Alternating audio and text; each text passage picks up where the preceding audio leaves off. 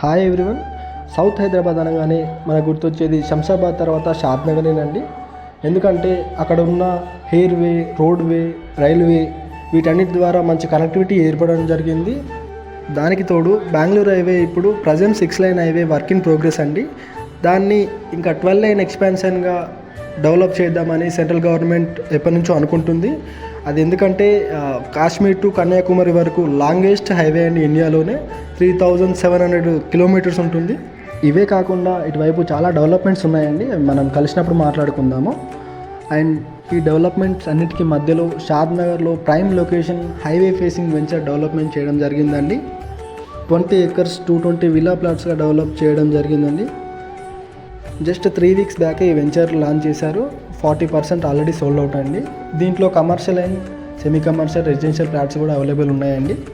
And regional link రోడ్కి ఇన్నర్లో ఉంటామండి. Just మనకు 500 మీటర్స్ దూరంలోనే రీజనల్ లింక్ రోడ్ మార్కింగ్ కూడా చేయడం జరిగింది.